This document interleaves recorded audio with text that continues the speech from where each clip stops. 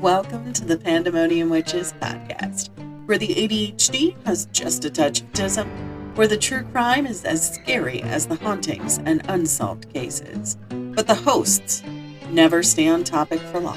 I'm Kat. I'm Rachel. I'm Em. And I'm Meg. Keep your arms, legs, and other extremities in the vehicle at all times, and enjoy the show. Good morning. Buongiorno, principessa. We played D&D last night. Oh, how was that? It was fine, but I had to turn all of my mic shit down because I couldn't hear shit. Wait, you couldn't hear shit, so you had to turn everything down, or you had to turn everything up because you couldn't hear? I had to turn everything down because I'm sitting here going, I can't hear anything. All I can hear is the reverb. Oh, okay. I was like, that's kind of not making sense to me, but okay, no, that does now. Yeah, most things in my life don't make sense. Also, I had my second day back at the gym. Yeah, how was that? I cannot feel my legs. I mean, that's normal, though, because you did 2-leg day in a row. No, the first one was just walking, just to kind of see where my lungs were at. Yeah. To be fair, my lungs feel like they were coming outside of my body. But to be fair. You know. But yeah, I still feel like a potato, but now I feel a potato with actual legs. I'm laughing at the donuts conversation. Yes. Oh, okay. Shipley. You know what? I love Shipley's donuts. They're not bad. Honestly, like, it all depends on what kind of donut I'm going for. It depends on what place I go to. Well, I mean, being from the West Coast, Josh and I love Voodoo Donuts. Yeah. Absolutely love it. We grew up eating it. You know, that's Psycho Donuts, Voodoo Donuts, all that type of shit. All the spooky donuts. All the spooky donuts. When I lived in San Francisco, they had Shipley's. It was a tiny little bodega. Yeah. And I need to get anti-glare for these because it's just white. Whoa. Yeah. That's fine. I'm gonna drop them off, but I got to see if I can get them on there first because I've had them for a week and I love them. I just want them to put the anti-glare film. Yeah. See how much that is, but I was about to say, I think I paid extra to get the anti-glare, but I got mine through, that owl store. Oh, America's Best. Yes, that's where I got these. I couldn't remember what it was called for a split second there. I could remember the commercial with the owl. So I was like, owl store. So, for our listeners who are listening, there are extra episodes this month. Woo! Yay! So much excitement. So much work. Because last month was a doozy. It really was. It was very draining. I am still that one episode. I am having such a hard time. Just that one episode. I had to break up. Yeah. Dahmer and Gacy episodes into two 2-hour episodes. Yeah. For those of you who don't know, we you should know by now. We dehumanize the villains. We humanize the victims. Yes. That being said, I thought I saw the door move, but anyways, so that Les spookies. Le hibbity dibbities. Good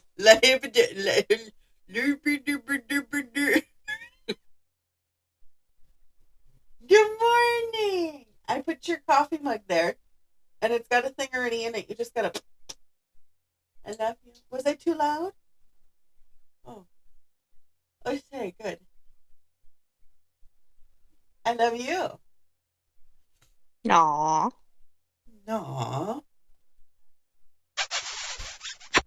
Anyways, so those episodes really kind of got to me. And I talked to Rachel and Em and Meg, and we all agreed, you guys deserve a little treat. So we're doing Haunted States of America. Woohoo! Yes. Okay.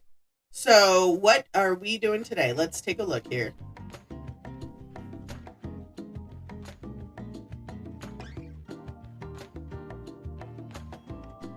That theme song in there. Because that's copyrighted and we're not about to get sued. Pat from Wheel of Fortune retired. Really? I thought you were going to tell me he died. And I'm going to be like, not another one. No. Okay. He retired, and I think Friday was his last episode filmed. Wow. That's cool. So sad. Like, so sad, but I'm glad that he's getting out where he can, like, because his granddaughter works on the show. Oh, shit. Yeah. Get out of town.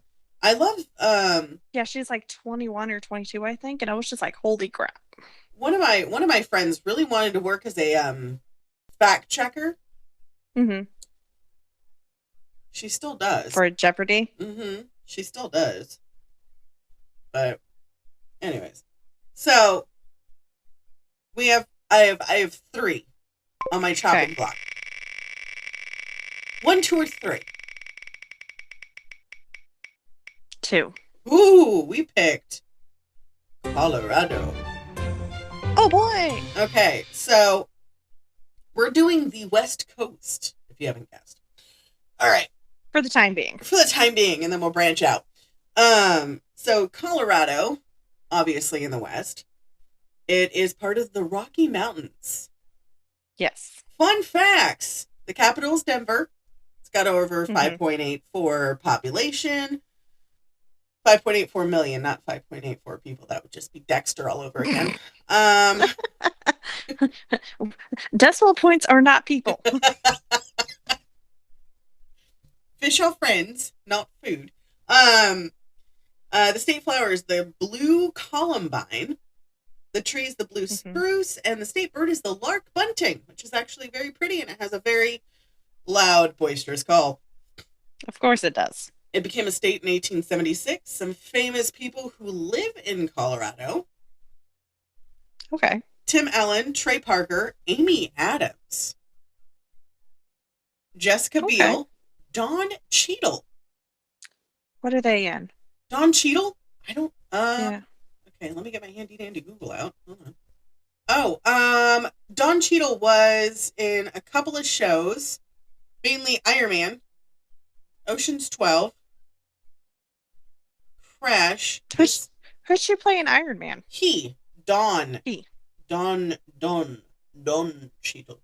Let me just... I was thinking D-A-W-N. Like, no. I sent it to you. Okay. You'll recognize his face. I was like, oh, that's so fucking cool. Yeah. Because matching names with faces. Yeah.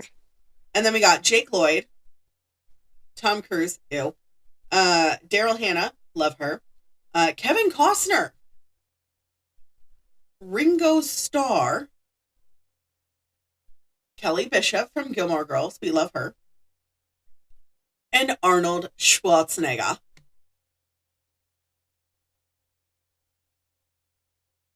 Okay, it said you sent it, and then I go to open it up, and it's just not even there. What? It's there. I sent it. No, I know you did. Like, I got the notification, but I went to go open up the chatty snap, and it didn't. It's just, right. It just went, nope, psych. Okay, hold on. All right, there we go. You got it? Okay, because I was going to send it to you on. Oh, okay. Don Cheadle. Yeah, I didn't for some reason, like, I didn't think that was his name. Yeah, me neither. Yeah. Some historical things that have happened in Colorado. 1877 dinosaur fossils are discovered for the first time. Oh, nice. June 1881, Union Station opens in Denver. which is the train station. Yeah, the train. Okay. October 1890, Robert Miller Womack strikes gold at Cripple Creek near Pikes Peak. Say that 20 times fast. Jesus. Strikes gold at Cripple Creek. Yes. Or not Cripple Creek, been to Pikes Peak. I have not. It's on my list of things to do. I heard it's really pretty. No? The altitude is very high, so you get very out of breath very easily. Like, Colorado's already has high altitude, and then Denver even more so, and then Pikes Peak is even higher. Well, then I'm not going. July 1891, the Broadmoor Casino opens in Colorado Springs. August 1892, the Evening Post is founded in Denver, which is still around. Oh, wow. Yeah. July 1893, Catherine Lee Bates climbs Peaks Pike and makes the lyrics for America the Beautiful. Peaks Pike? Pikes. Listen, words are hard. Pikes Peak? Pikes Peak. I was like, that's a new one. I haven't heard of that one. 1893, the Depression hit Colorado. November 1893, a referendum allows women in Colorado to vote for the first time. Woo! Woo! We love that. May 1906, the earliest documented performance at the Red Rocks Amphitheater. Okay. April 1914, women, men, and children are shot and burned to death in the Ludlow Massacre, which we will be covering. That's a spin. We go from happy topics to not so happy topics. Yeah. More happy topics. January 1915, Rocky Mountain Park is created. And eventually becomes a state park, right? Yes. June 1921, unfortunately, flash floods kill 1,500 in southern Colorado and devastate the city of Pueblo. September, ironically, 11th, 1957, a fire at Rocky Flats exposes Colorado residents to radioactive smoke. I'm sorry, what? Yeah, September 11th, 1957, radioactive smoke. I have so many questions. February 1960, out of course, the third is murdered in a botched kidnapping scheme. They tried to kidnap him and he accidentally got chopped. Because he was probably fighting back. Probably, more than likely. Last but not least, my favorite part of this entire history. 1964, the Beatles performed at Red Rock. Oh, nice. I love the Beatles. I know all of their songs. It's great. The native people of Colorado that are still there and were previously Ute, Cheyenne, Shoshone, indigenous people of the Great Basin. Mm-hmm. We love our native people. Now on to the haunted shit, on to the spooky shit. Yes, please. All right. So the first up, I like to go in alphabetical order because I'm a bit OCD. We like the less spookies. We like the less spookies. The Broadmoor Hotel. It's located in Colorado Springs. It is a 5-star hotel, complete with golf course, spa, and nearby zoo. So they haunted animals. Oh, yeah. Staff and guests alike have reported the presence of a woman, often in the penthouse, where Julie Penrose, the co-founder of the property, used to live. Penrose's death is said to have been surrounded by strange occurrences, in which she went missing and then was later found. Yay, she was found, but I'm assuming not living. Correct. Oh, no, she was. I wrote these notes like 2 weeks ago. It's a surprise for both of us. Surprise! Well, I'm glad she was found living. All right, so she was later found confused, shaking in the woods nearby with no memory of how she got there. She passed away a week later, and perhaps her spirit remains watching over the property and seeking answers about her own mysterious death. I mean, that's quite possible. Because she didn't die of natural causes. The cause is still unknown. I mean, But also, she could have had like some kind of health issue or something. They didn't find that nobody knew about. They didn't find any when they did the autopsy. When did she pass? She passed right after she had gone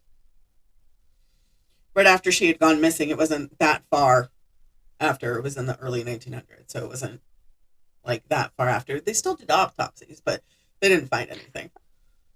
But also, medical science has come so far. So. Right. So she could have had like some unknown thing.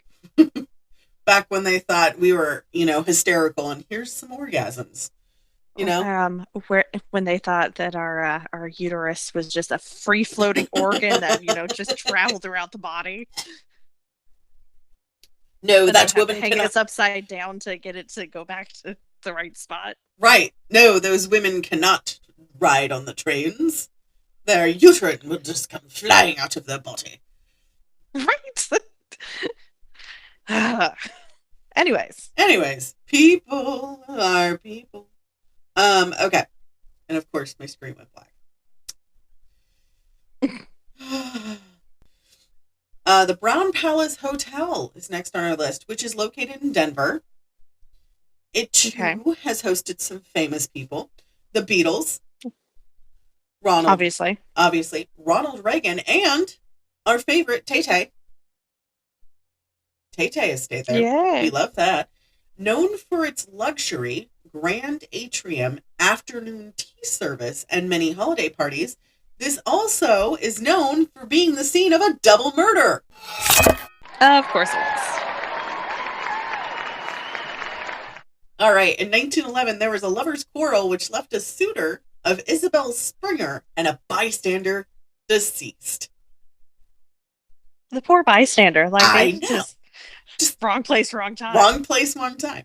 Also, there are many more unexplained hauntings here, including a former resident who continued calling the front desk long after they had died from the same room. Because when you work at a hotel, when they call, it pops up on the caller ID, right? Yep. So that room, when it's vacant, caller ID pops up. A ghostly quartet. That's so freaky. Yeah. A ghostly quartet in the dining room. Playing music. Just sitting there. Okay. Baby crying in the boiler room. That's really weird. And the quartet, okay, I'm cool with. But the baby in the boiler room where a child should not be. No. No. And of course, so many questions. Phantom footsteps in the hallway. We got to have those. Of course. Right. Next on our list, which is noted as the most haunted, we have the Central City Masonic Cemetery. Of course. What in the fuck was that? Oh. I'm just going to exit out. I really hope it didn't. I'm like, your guess is as good as mine on that. Right. Okay. You still there? Yes. Okay. I found out why. Okay. I had Facebook up in the background. And it was logging it slow? Yeah. Yeah. Damn it, Josh, quit stealing my monies. It's not stealing. It's Monopoly money. So, you've heard of Central Masonic Cemetery. I mean, it's a Masonic cemetery, so I mean. So there's creepy stuff be going down. Right. There's a creepypasta about the Columbine lady. Mm-hmm. Because this is where Columbine is in Colorado. Yeah. So there's a story about the Columbine lady, which this is where she's from. Located in Clear Creek Canyon, Central City was founded in the 1800s as a mining town and a known destination for gamblers at the local casinos. Of course it was. This was also a high point in brothels as well. Because, I mean, the men get the winnings, they're going to spend it somewhere. Yep. There's a woman in black. Saloons and brothels. Oh, yeah. There's a woman in black who appears twice a year on the Hilltop Cemetery above the town. Just That's overlooking. Freaky. known as the Not creepy at all. No. It's completely freaky. It definitely has, No, I was like, totally not creepy at all. I'm just up here on my hill, just staring at y'all. Just watching over the town. I'm watching you, Mike Wazowski. So she comes to visit the grave of John Cameron, a former resident and prominent member of Central City. He died in 1884. Some think that she is his fiancée. She leaves flowers on November 1st and April 5th. The 1st is his death date, and nobody knows what April 5th is supposed to be. I mean, if it was his fiance, maybe it was the day they were supposed to get married. Probably, from what I'm looking at. It's, there weren't a lot of newspapers that are still available at that time because, I was going to say that the news clippings survived. Right. I haven't found anything that late. Early 1900s is the earliest I've been able to find. Mm-hmm. Chessman Park is the next one, which is very haunted. But it is located in Denver and has been known for its picturesque views. And also severe hauntings. It is. The park was originally established on what was once the Mount Prospect Graveyard. In 2010, workers who were digging a channel for the garden's irrigation system stumbled upon 4 bones. Human skeletons. And they probably quit that day and never looked back. I'm just like, that's nope, I'm done. Oh my God, it's a head. How do you I mean, I Obviously don't. Unfortunately, you call the police and be like, hey, I've got a dead body. And then, that sort of thing. But, also at the same time, somebody's calling your supervisor or your boss going, right. What do I do? We struck gold and not in the best of ways. We are logging off for the day. You're paying us for the whole day. And we are going home and being traumatized. Oh, yeah. No, most definitely. Some of the bodies originally buried there were moved by loved ones after it was decided that the land would be used for a park, but instead, many were left unclaimed. So the grave markers were moved. Go ahead. No, go ahead. I was going to say, because some of them probably, didn't have families, or they died and families moved on. Right. And so, unfortunately, a lot of cases, the workers who are supposed to exhume the bodies and move and relocate them get lazy and they just take the headstones. Well, this is in the early 1900s, like the 1940s, 1950s, right? So that's when it was decided. I mean, they still get lazy, though, and just only move the headstones. Oh, no, it gets worse. Of course it does. Enter asshole E.P. McGovern. He was tasked with moving the remaining bodies, with a fee to be paid for each.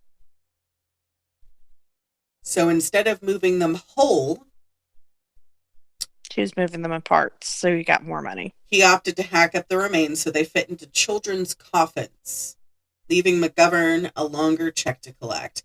Remains left over from this self-serving horror story were found as late as the 1960s, and a tale of strange apparitions in the park and the Botanic Gardens of Colorado continue today. Some reports of apparitions seen walking around at the park at night.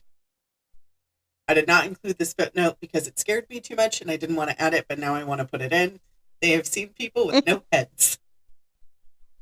I was about to ask if the apparitions were full,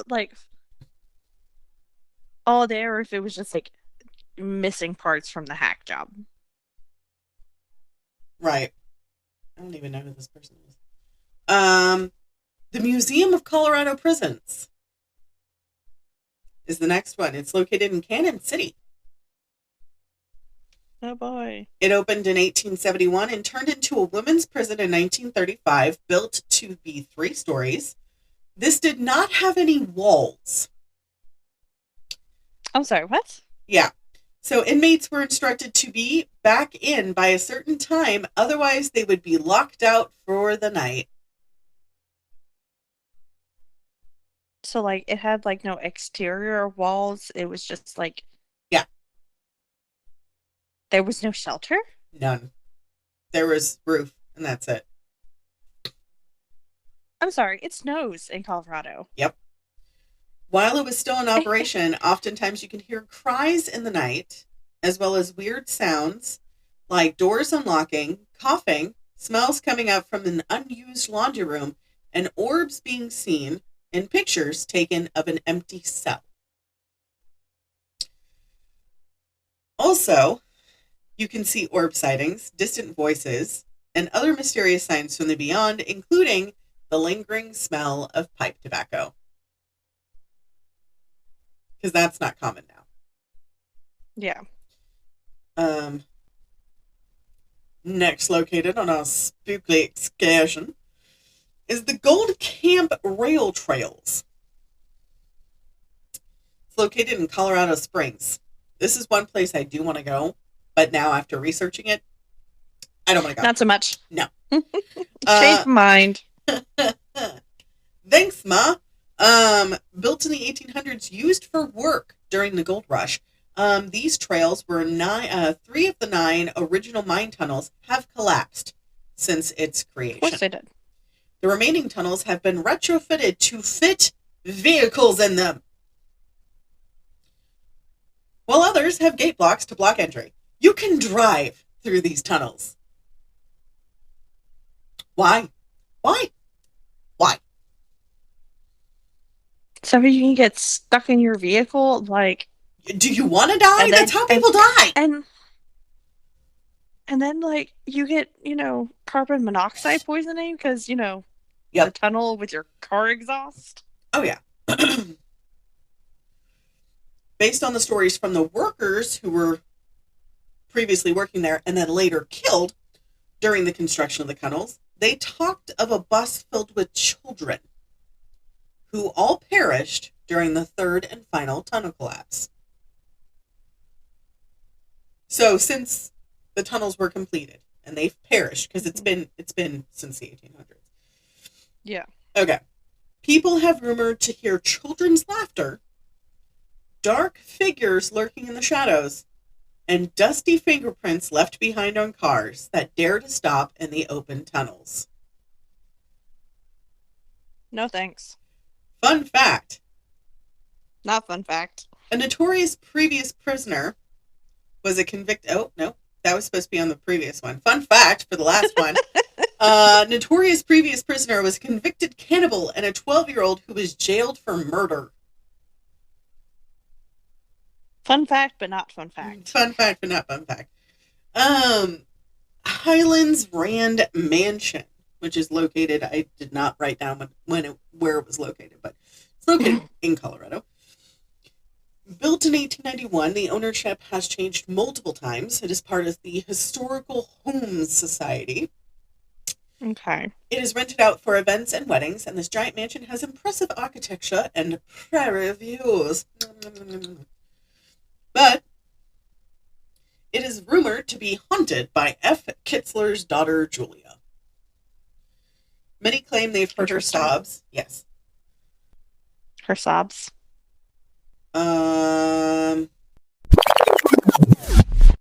You don't even go here. Back to the task at hand. So many have claimed that they have heard her sobs and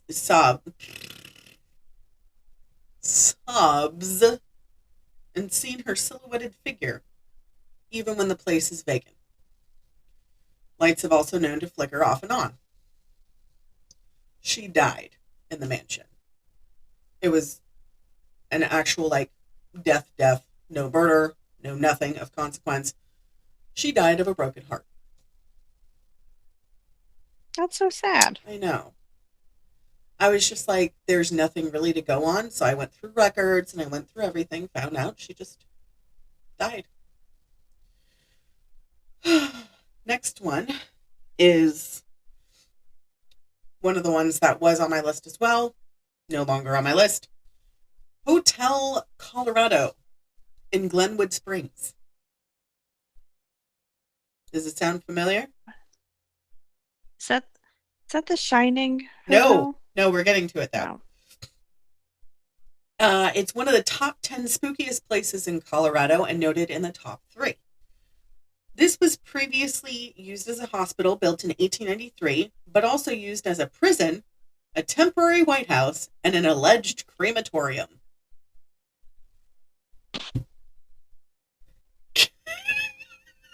I'm sorry, repeat the last one again? It was used as a hospital built in 1893, a prison, a temporary White House, and an alleged crematorium. One of these things is not like the others. Okay. So, over 6,500 patients passed through this hotel when it was called the U.S. Naval Convalescent Hospital between 1943 and 1946.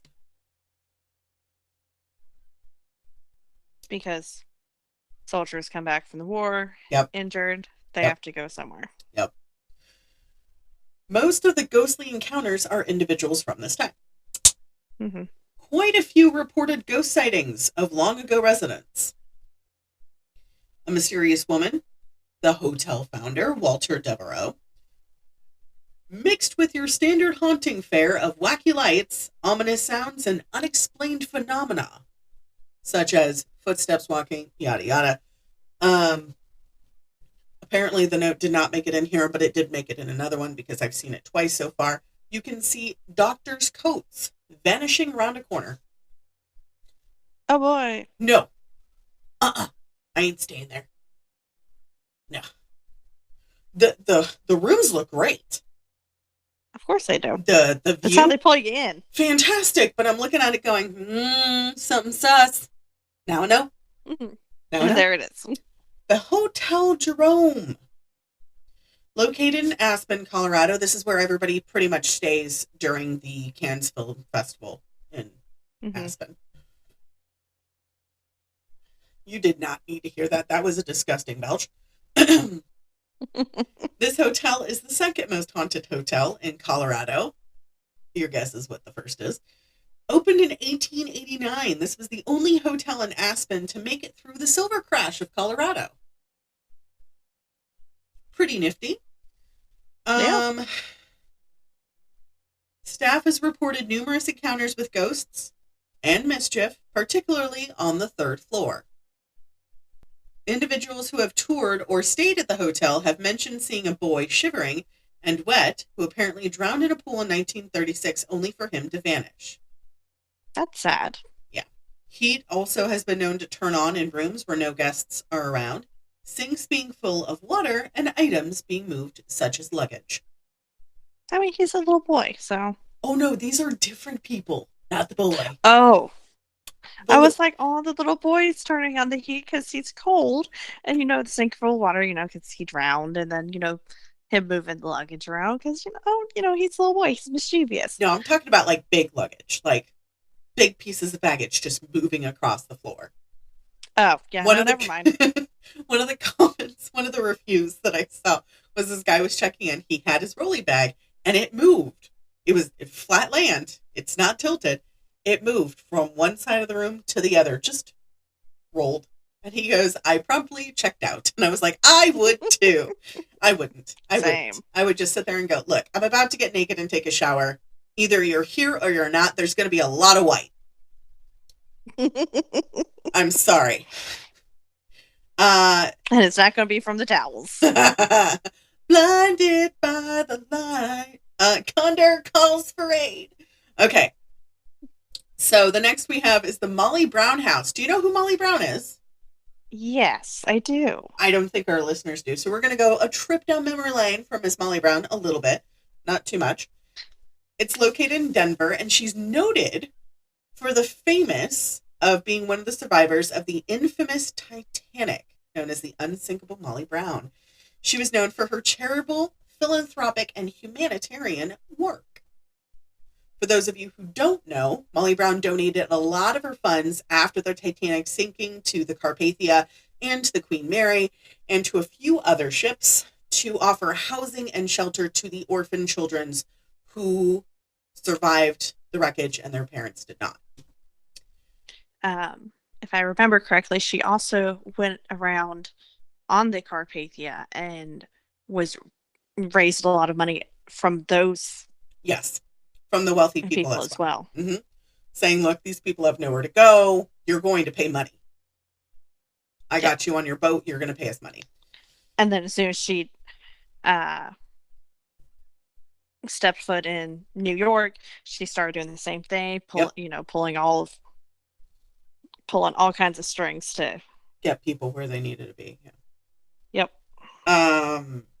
A couple of the reports that I read, this isn't in my notes, a couple of the reports that I read when I was doing research on the Titanic back in college was the fact that she had made orphanages, not orphanages, but, orphanages, like orphan homes for these children.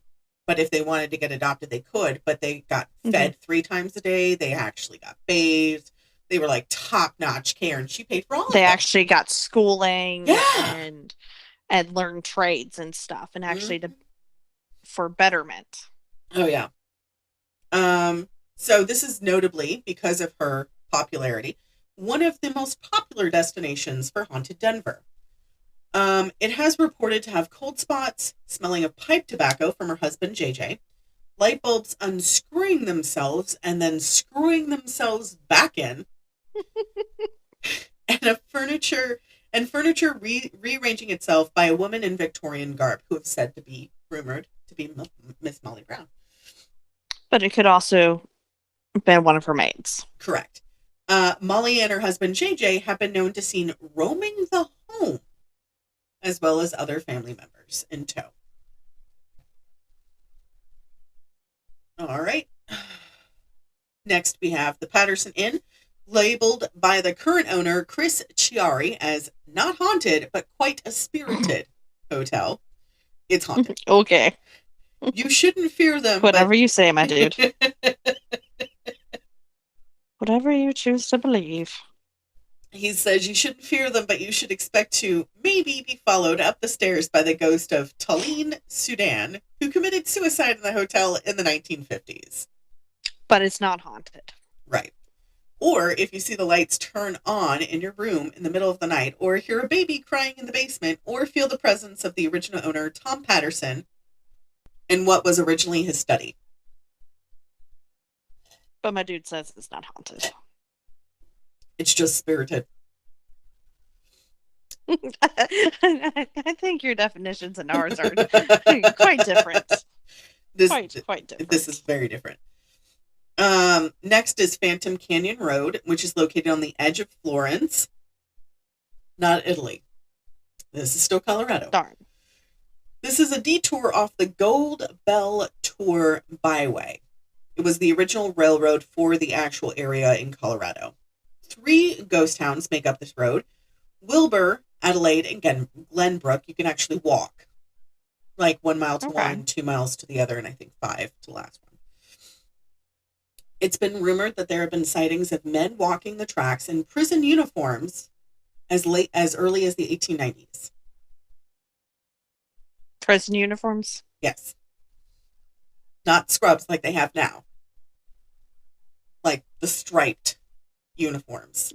Yeah, I know. I'm like, what the hell? Funny enough, the man supposedly had been executed at the Colorado State Penitentiary a few days prior to his first sighting. Yeah, no thanks.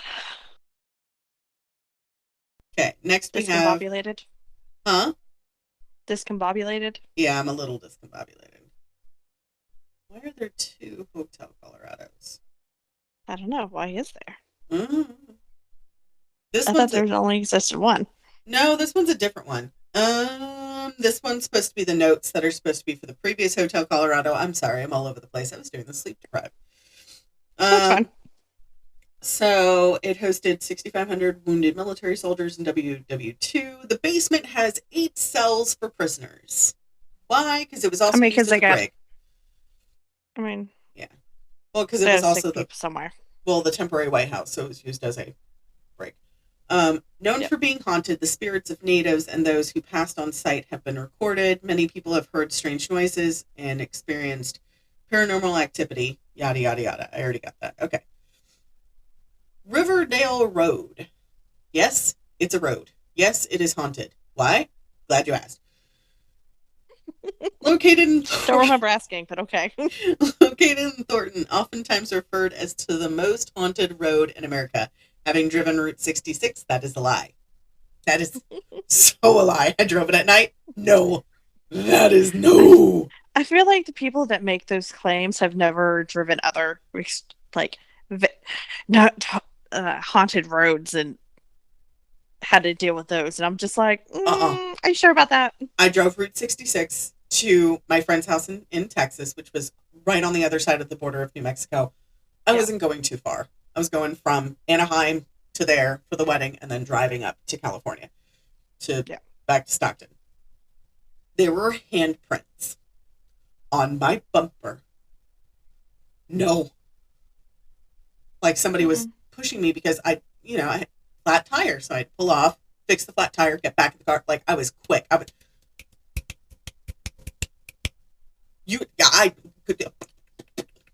back in the car. Like, I don't know how I did it that quick, but man, there was a fire into my ass. NASCAR pit stop crew. Pretty much. So, this is located in Thornton. Its rusty metal gates were previously left behind from a mansion where a man supposedly became possessed by the devil before burning down his home and subsequently killing his family in the process. Later known as the Gates of Hell. And although the gates are gone, the paranormal activity has not slowed down, but that's not why I'm laughing. It's the next note. Uh-oh. Because, the caucasity of white shit. Always. You know why I'm saying that, right? I'll give you 3 guesses. Because some white dumbass did something stupid. Yes, it was buried on an Indian burial ground. Of course it is. Also rumored to have the road built on a native land and native burial grounds, this stretch of highway was known to have been the site of many a tragic accident. I don't hear you at all. You muted yourself. I didn't even push that button. There is a mute button on here, and I'm sitting here going, I don't understand. I'm like, I touched nothing. I didn't either. Hear you just fine. You know what, honey? I mean, did you try to mute yourself before talking to Josh? No, I used the slider button. I didn't touch any of the other ones, and so I got rid of them. Okay, because I could still hear you talk to Josh. There is no sound. I can't even hear you. Okay. There is a button right beside it that is a mute. I did not touch that because my finger went like this and got on the slider, and now you can. And now you can. And you know what? I'm keeping all that in. I ain't cutting any of that shit. We apologize for our technical difficulties, everybody. There is going to be... M's like, how's the call? Said, well, you were going to call me when you got home. How's the call? Chaotic.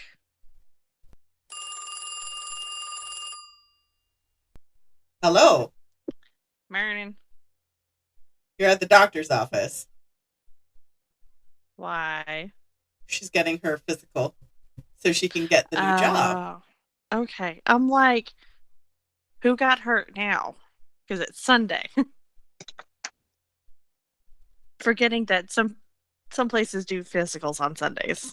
Because I'm getting a new job. I just need the doc to say I'm not dead and I can work. Yes. I mean, I know you're not dead because we're talking to you right now. Tippy, tippy, tappy, tappy, tippy, tippy, tappy.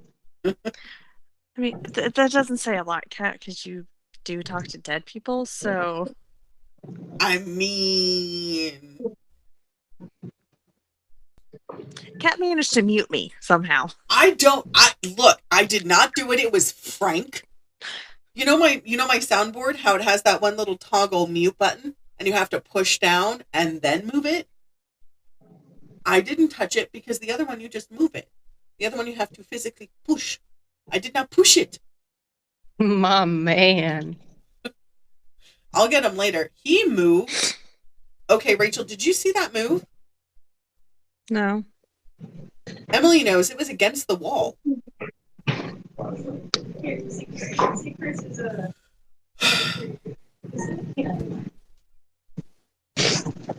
Oh boy, so much fun. This is what it's like living with ghosts. Okay. Well, I love you. It's going great. Hello, podcast. Well, have fun on your physical. Let us know how it goes.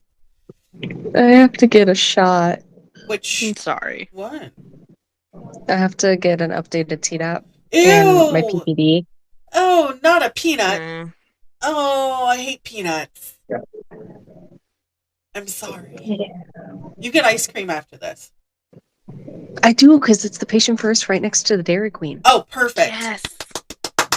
Love that one. They have good customer service. And I've lost 3 pounds. Oh, you have? I found them. It's okay. My ass is bigger. It's fine. Okay, goodbye. Okay, goodbye.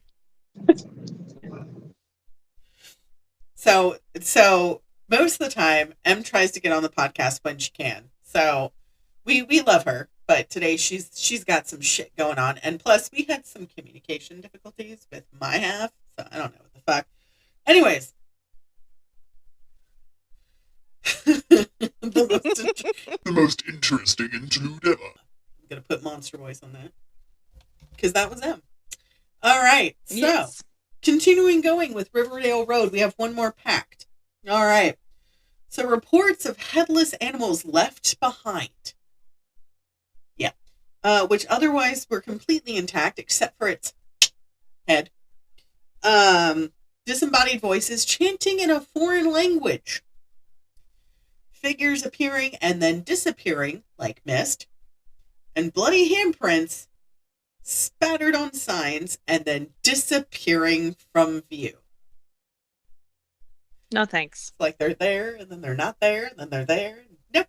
All right. No, thank you. Saint Elmo is the next one. There has been a couple of movies about Saint Elmo. It is known as a ghost town in Chaffee County, originally settled in 1878. Some of the structures are still there. It was formed as a mining town and has quite a few remaining buildings left. Annabelle Stark, the previous resident, has been known to seen haunting this location. She moved there in 1881. Her and her family were isolated, and she only left to get married and mysteriously returned a little while later, sans husband and children. She is now left to haunt the town as its quote-unquote protector. Is that one of those towns that's active decay? Yes. Okay. So they just kind of let it to... They're not refixing the houses or anything like that. They're letting it fall as it needs to. Yes. The most haunted location... We have the two most haunted, the top two coming up. The Stanley Hotel. Located in Estes Park and built in 1909, it was most famous as its muse for Stephen King's The Shining and Rose Red, which he also used the Winchester Mystery House, which we'll talk about later, which actually freaked out Stephen King. Stephen King writes Christine, Cujo, all this other shit, and he got scared with this hotel. Do you want to know why? I mean, a lot of shit happened at that hotel, so I mean... Well, he only stayed one night in room 217. Sometimes it only takes one night. He was supposed to be there for a week, apparently, allegedly. He saw ghost children playing in the halls. For those of you who don't know, most ghost children do not have eyeballs. They have eyelids, but no eyeballs. I thought you were going to say hands for a second there because you did the hand motions. And I was like, they don't have any hands. Saddest chicken dance ever with no hands. She ain't got no hands, Lieutenant Dane. Oh, man. Visitors and staff had heard disembodied voices, strange noises, unsettling presences, and a mysterious bit of figures. They were actually seen caught on film. Oh, boy. There are pictures. Of course there are. Did I save them? Fuck no. Anyways. We don't do that. No. Emily does. I don't. I'm looking at her notes and I'm saving the photos and I'm like, I don't like this. According to the staff, 4 spirits, though there are more, have been known to roam the corridors. They are named Eddie, Elizabeth, Paul, and Lucy. But the halls aren't the only haunted place in the hotel. Of course not. The concert place is known for its paranormal activity with laughter, mysterious footsteps, strange echoes, drafts, and flickering lights are the most commonly reported. Off on, off on, off on, off on, off on, off on, off on, off. Hmm? That was weird. Because I was getting reverb of myself. Only myself. Anyways, so... But why do they always have to be flicking on and off the lights? Like, are you paying the electric bill? No, right. That's not messing with the lights. I mean, I only flutter the curtain or something. Right. I only turn on the light in the altar room when I'm in here. Mm-hmm. But pro tip. This is a pro tip. If you ever decide to stay at the Stanley Hotel, which I am going to. Okay. Anyways. Pro tip. If you go to the Stanley Hotel, which it is on my bucket list, if you ask the staff for their personal stories, they will definitely have enough to share. There's also a man who works behind the counter. This is from what I heard from a friend of mine who stayed there. She is a psychic. She had everything turned off because she actually wanted to have a pleasant trip. So she had everything turned off, understandably so. So she didn't want to see anything, hear anything, nothing. She goes up to the counter and she talked to this very pleasant guy who got her checked in. And she's like, I want to talk to that gentleman. He was very nice. And she gave the description and everybody just, their faces fell. And they went, yeah, that's William. He's dead. So even though she's a psychic. Anyways. Next on the list. Are you ready? What? Hold on.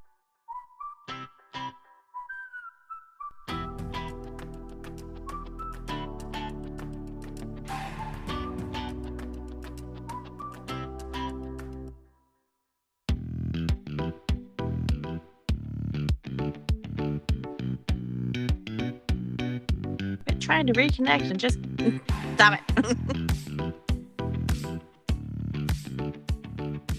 Okay, let's try this again. Okay, you want to try it again? Yeah. Okay. One of my friends loves waffle crisp, and I found the off-brand at Walmart. Ah. It is my childhood safety snack because my grandma, that's the only thing she would buy because she thought it was Chex. Mm-hmm. Big bag of Chex. And she goes, right, Chex is good for you. And I go, I'm not going to tell her. My brother's like, are you going to tell her? No. Are you going to tell her? No. My cousin's like, Grandma, these aren't. Shut up. We are enjoying this. Because she don't ruin it for us. She wouldn't let us have anything sugary unless it was Kool-Aid. And that was like a whole pound bag of flour or sugar. Anyways. Course. The next is Third Bridge. We're almost to our last. I know you guys are just like, oh man, these are just scary places. Look, if you hear these scary places, these are just the bullet points. If you hear these scary places and you actually want us to do a deep dive, a deep dive on all of these. We definitely can. We can. We're just kind of highlighting. We're highlighting the state. So if you hear anything like the Stanley Hotel, I know it's been asked. It is on the list of things to do. But if you really want us to cover a location, tell us. listen to the podcast, send us a message on our Instagram, which is TPW3M Podcast. Follow us on there. We're almost at 100 followers as of June 9th. Yay! Okay, so number 17 on our list is Third Bridge, located in Bennett. It's an innocent bridge, seemingly. It straddles the country line that is the now dried Kiowa Creek, which is a native word. Locals won't even stop on this road, let alone slow down. This is a Route 66 conundrum here. Wonder why.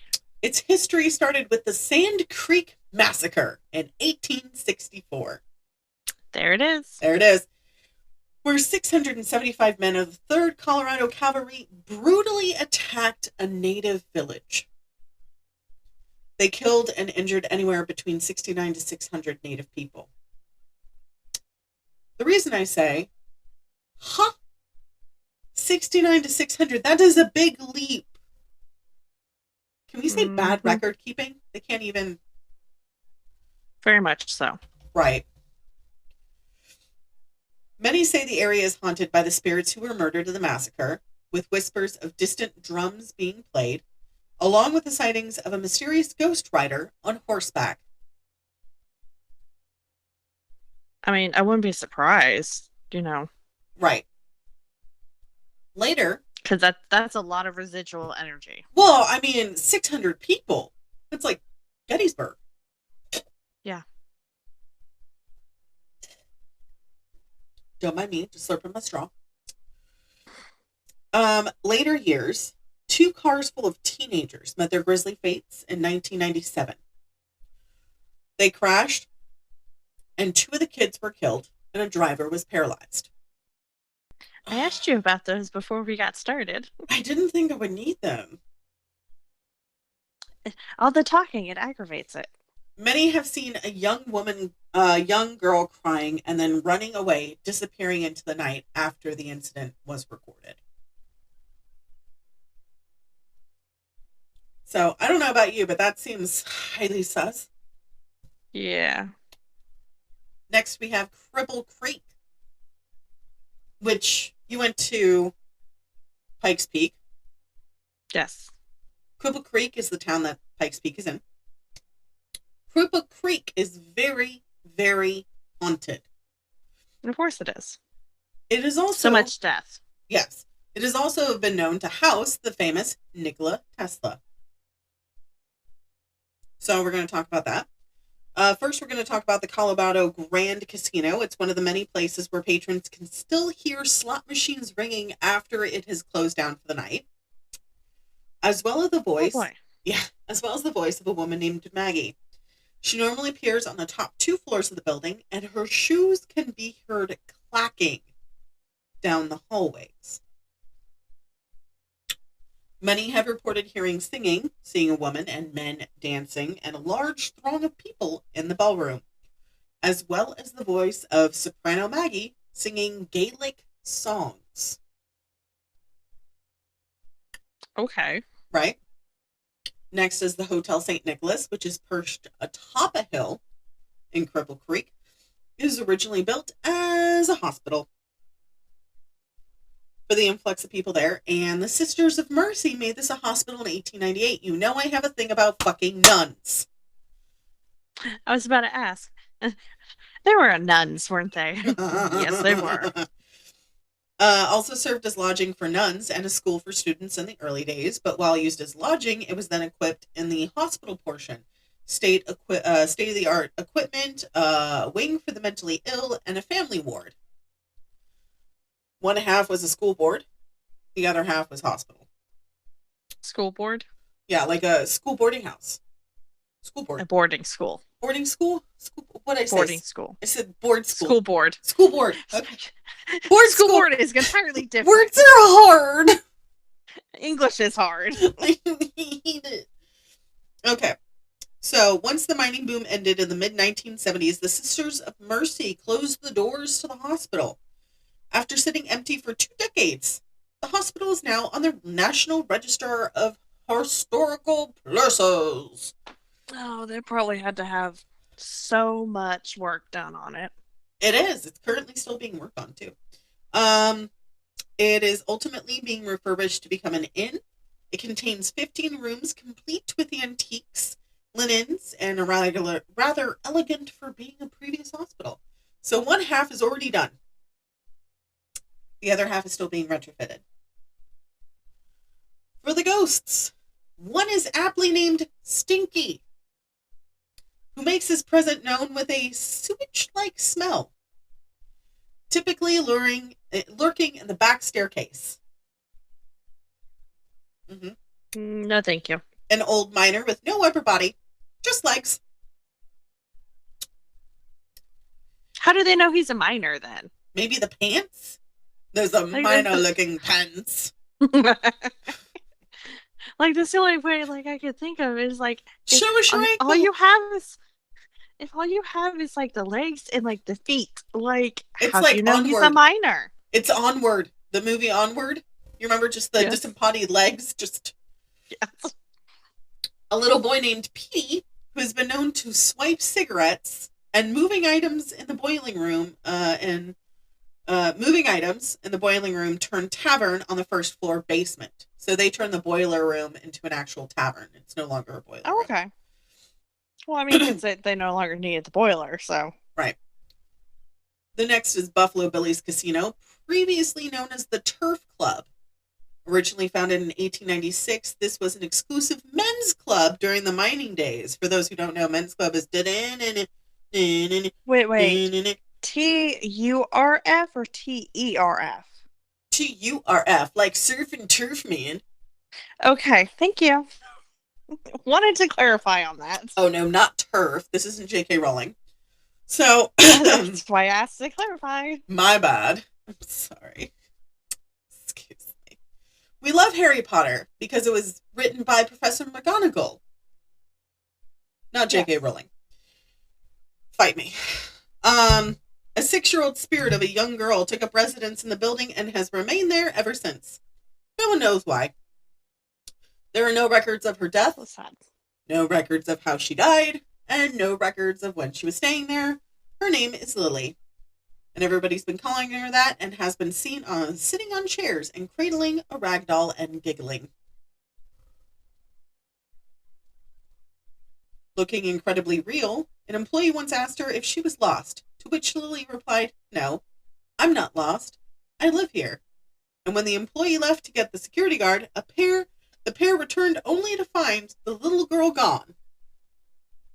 Shocking. The next is the Imperial Hotel. After a fire decimated the city of Cripple Creek to almost ashes in 1896, the hotel was built to accommodate many of the miners that came to work or the visitors in the area. That was offensive. Excuse me. I offended myself with that burp. Jesus Christ. Originally opened as the Collins Hotel, the only one in town that had electric lights and steam heat. Oh, it's so fancy. I know, very fancy. In the early 20th century, the hotel was run by an Englishman named George Long. Coming from Europe early on, he married his first cousin. After a bit, the couple was running the hotel, focusing on service, comfort, and fine dining, and apparently having kids. Guys, incest is not best. Alright, let's just... So they had 3 kids. 2 daughters and a son. Maybe because they were cousins or too closely related, they were first cousins. Their eldest daughter, Alice, suffered from a severe mental defect, and as she got older, she became more difficult and violent to control, until her parents were finally forced to lock her in their apartment next to the lobby. Today, the site of their apartment is called the Red Rooster Bar. You know which part of this place is haunted. It's the bar. Later, Okay, but was she actually being difficult for them to manage, or was she just being a teenager? No, she was a child. Okay. So she was like 8, maybe 8 or 9 before she had passed, but give me a second, because we get into that. Later, George was walking down some stairs to the basement, which was narrow as fuck, and ultimately fell down to his death. Though it may have been an accident, rumors were stated that Alice killed him with a cast iron skillet. Dim bitches are heavy. Mm-hmm. George has been said to still haunt the old hotel and flirt with single ladies who play at the salt machines. Guests, especially women, have felt something or someone touch them during the night. Another tale alleges maybe that's why she hit him with the cast iron. Uh-huh. Another tale alleges that a chambermaid reported having her bottom pinched by an unseen hand. Evidently, the crazed Alice leaves an imprint on the historic hotel. If the staff leaves the door to the Red Rooster Bar closed, they hear the sounds of scratching on the other side of the door. She was nonverbal, violent, and she was very, she had a lot of altercations with the guests, which is why they would lock her in the apartment. So it wasn't just that it was because they were first cousins. Yeah.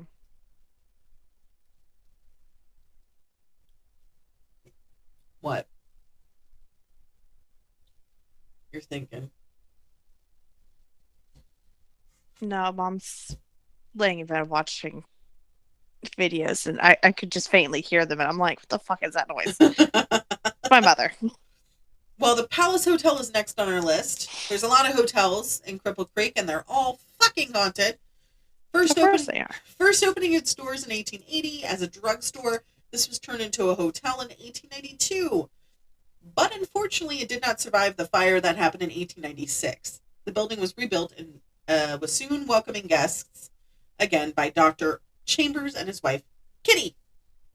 Her name's Kitty. She passed away in room 3 in 1908 and was known to turn people's rooms down for the night and light candles for them. Oh, that's nice. Very sweet. Kind of creepy, though, because still years later, people will check into their hotels and their rooms are turned down and candles are lit for them.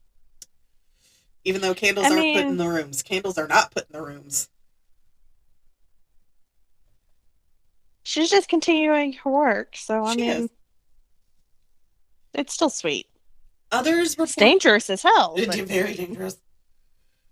Others report seeing Miss Kitty dressed in a nightgown with her hair down, walking the corridors, or in a window looking out onto the street from room 3. Another ghost is a short, fat man, a tall woman, and a blind piano player, along with a couple of other spectators. Yeah, blind piano player. Stevie Wonder? I mean, she probably learned how to play via, listening. Right. But I mean, the keys stay the same, so. Right. No, I know. People claim to feel being watched, a gentle nudge as they walk on the stairs, crashing noises and footsteps in the halls when no one is there, and strange anomalies in photographs. The usual. Yeah. Today, its name is now Womack's Casino, and they have not made any changes to the venue. Still looks the same. I don't know about that. So, there is a story from the town for Nikola Tesla. It's a little long, but it's pretty much people were going through the town trying to find Nikola Tesla's house. They had no idea because his address was unlisted. Yeah, because he wanted to be left alone. They decided they wanted to go back to Denver. They were scanning the dark silhouettes of the surrounding houses, and the near side of a 2-story house on the next block lit up. There were no other lights in the area. Nothing else was turned on. No other street lamps. Just one lone lamp turned on. Nobody lived in that house. It's abandoned. That they knew of. No, it's abandoned. Oh. We both saw it and then scanned the area looking for the street light or anything that could have produced that light and was unable to find anything. Knowing Tesla's genius was electricity and lighting, we both felt satisfied that this was his way of saying there, "Hello, welcome to my home." The light disappeared as quickly as it appeared, and we drove home satisfied we found the house that we were looking for with a little help from Mr. Tesla. And that is all I have for Colorado. Still very spoopy, you know? Yes. Very spoopy. If you have any personal stories you want to share with us, you can email it to tpw3mpodcast at gmail.com. I had a fun time doing all this research because it was all stuff I didn't know. Like the Red Rock Amphitheater is known to be haunted, but by like greats like the Beatles and Jimi Hendrix and, you know, a bunch of other people. And it's like, that is so cool. Like Hank Jr. Hank Jr.'s dead. He's been dead for a while. He's been known to haunt the Red Rocks. And I'm like, this is so cool. But it's like, it's not anything that people don't know. Everybody knows it's haunted. Are you sure Hank Jr.? Hold on. And not Hank Sr.? Might be Hank Sr.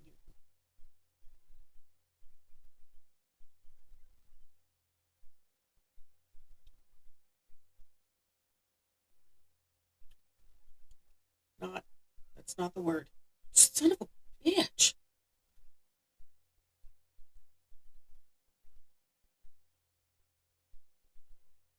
Oh.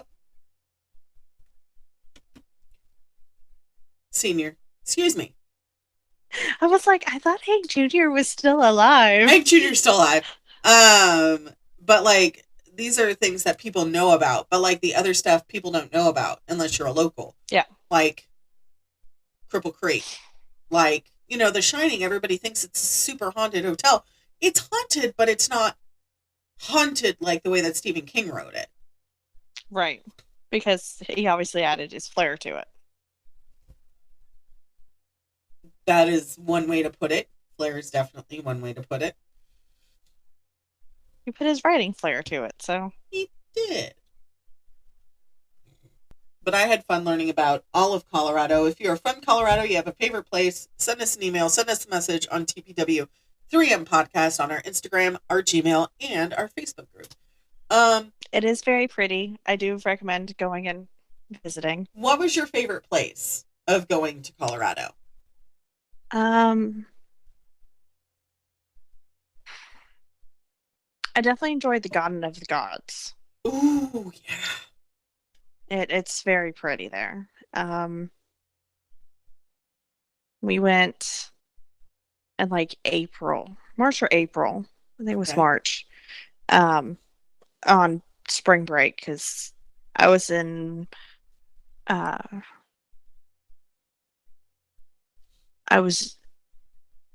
8th grade, and so we went to go see my aunt and cousins for spring break. And so literally we get back to my aunt, we get to my aunt's house, and then it starts snowing. Oh no. And I was like, well, there you go.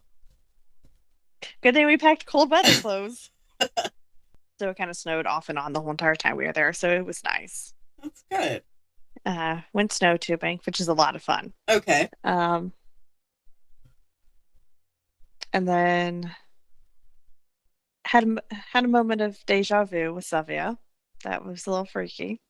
Do you want me to keep? Yeah, I'll keep her name in. She's already been on the episode, so. Yeah. It was just like a little brief moment, and it was just like, oh, okay, that's a little weird. And then did a bunch of sightseeing. Love that. Yeah. It was a lot of fun though. Well, that's good. I'm glad you had fun. Yes. I'm gonna go eventually, but not today, not tomorrow, not the next day. But we're gonna go soon. But yes, until next time, stay tuned for our next episode, which will be in a few days. I hope you guys had a great time. I did too. Okay, I love you. Bye-bye. Okay, bye. Next time on the Pandemonium Witches. There's a lot of spooky shit that's going on in Oregon. I would assume so. So much spooky shit. Okay. Of course, and then the colonizers showed up and had to ruin everything. Dirty fucking colonizers with their fucking smallpox. Ruined fucking everything. God damn. I'm like, it's a cemetery. They gotta have cow farm. Shit. It's cow farm. There's gonna be cows outside. Okay. Not actual bones, just the structures. No, okay. Yes. As if the people living and working there had disappeared in the middle of their task.